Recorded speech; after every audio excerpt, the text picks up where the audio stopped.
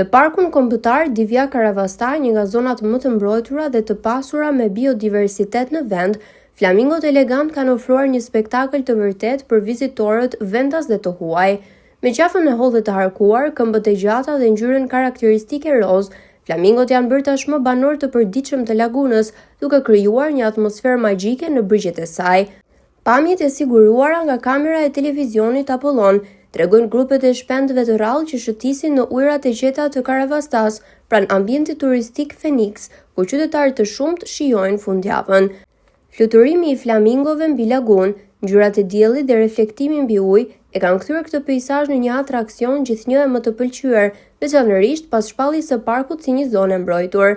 Flamingot bashkë me pelikanin kaçurel janë shndruar në simbol të biodiversitetit dhe të turizmit natyror që po zhvillohet me ritme gjithnjë e më të larta. Laguna e Karavastas është një nga logatinat më të rëndësishme në Shqipëri dhe më gjerë, duke u radhitur në listën ndërkombëtare të zonave IBA dhe Ramsar për rëndësinë e saj ekologjike. Ajo shërben si një habitat për mbi 20.000 shpend dimërues, ndërsa në pranverë dhe në verë ofron strehë për shumë lloje të tjera të rralla.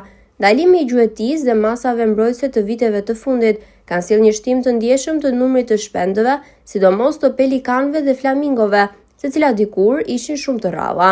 Prania e tyre e përditshme në lagunë është një dëshmi e drejtpërdrejtë e suksesit të këtyre politikave. Përveç shpendëve, në zonën e parkut mbarshtohet edhe buallica, një specie e rrallë dhe e mbrojtur në Shqipëri, duke kthyer këtë park në një model të mirë të bashkëjetesës mes njerëzit dhe natyrës. Divja Karavastar nuk është më thjesht një destinacion për naturalistët, por një thesar kombëtar që çdo vizitor ka mundësinë të shijojë me syt, me shpirtin dhe me dashurinë për natyrën që na rrethon.